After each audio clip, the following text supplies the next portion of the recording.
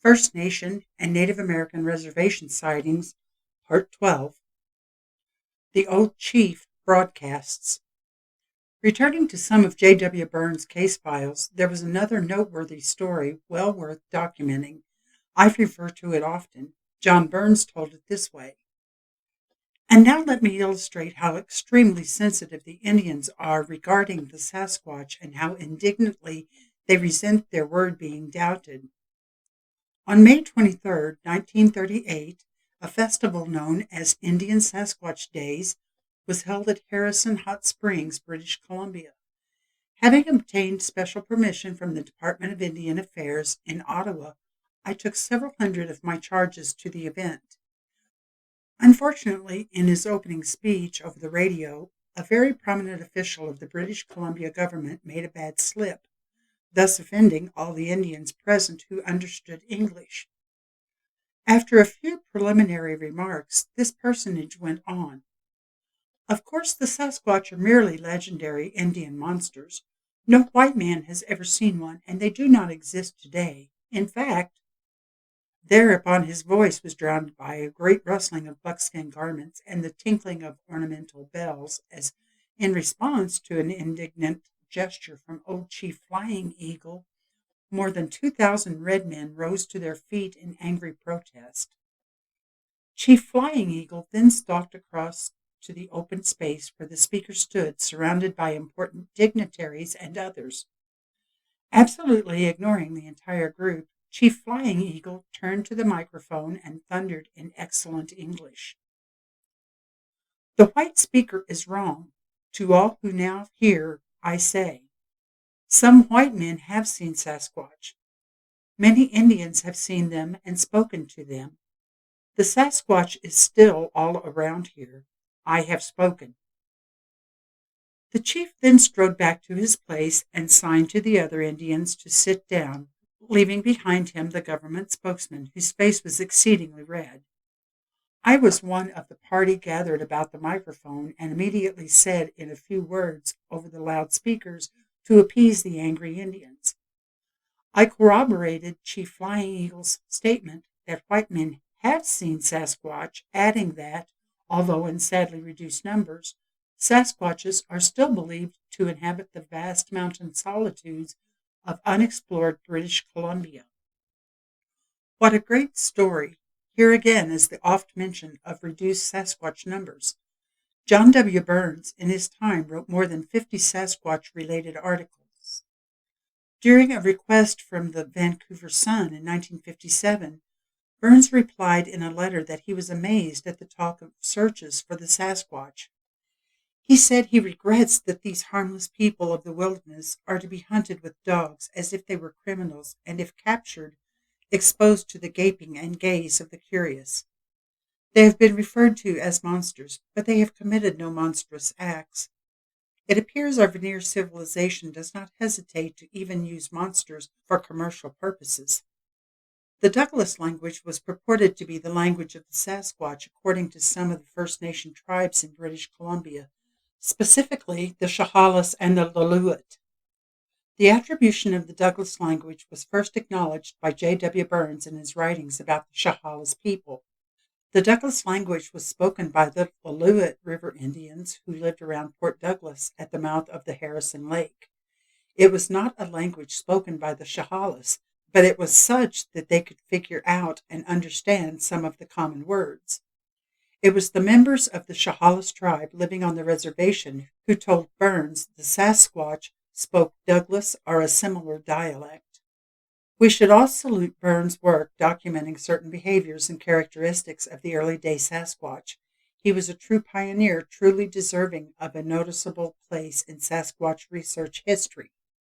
Another 85 years would pass by before any man rivaled the previously published Tribal Remembrances of North American Aboriginals. Retired law enforcement author David Paulides published 2 books devoted to the recollections of Northern California Hoopa tribe in conjunction with the artistic renderings of Cheyenne Arapaho chief Harvey Pratt. It is fair to say that in their 2 books, The Hoopa Project and Tribal Bigfoot, the number of stories collected from California's Hoopa Nation undoubtedly surpassed the number of stories published by John W. Burns, a major accomplishment in our time.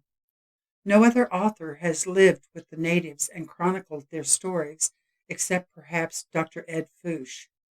Anthropologist Dr. Ed Fouche, for whom I have the greatest respect, probably chronicled some of the best information about early Native Americans and associated stories involving Sasquatch like life forms called Scanicum and Chwaniti.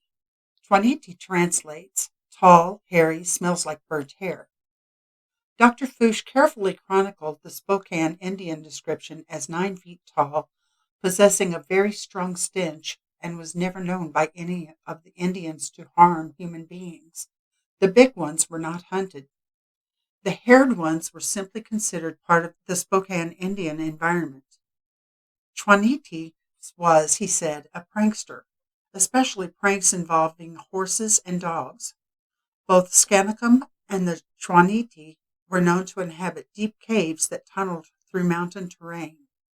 One of the most interesting of Dr. Fouche's revelations for me was the strong, unshakable belief the Spokane Indians had concerning the haired beings. According to Fouche's work, the strongest belief was that the Chwaniti was not an animal but human, a point summarily ignored by Fouche's contemporaries in the field of anthropology and ape theorists alike. Like Burns and Paulides, Dr. Fouche wrote about the kidnapping of young women from the Spokane Nation. Borrowing from his text here, Fouche wrote, Chwaniti was known by the Spokane Indians to interact with human females. One girl was kidnapped by the Chwaniti people and not returned until she was a grown woman. When returned, she was found asleep along the banks of a stream and, upon being awakened, could not remember where she had been during the long period of time that she had been missing. In another case, a young virgin of marriageable age, between 14 and 18, suddenly disappeared. Chwaniti was reported to like the smell of virgins.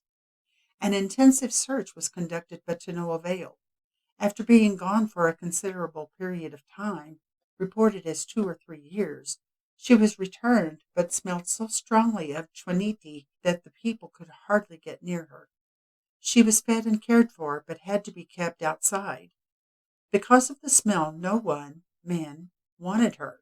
When returned, she was not wearing the same clothes as when she left, was never in her right mind again, being completely mentally disoriented, and appeared to be more animal than human. She was not vicious, was able to give some account of where she had been, and had not been molested.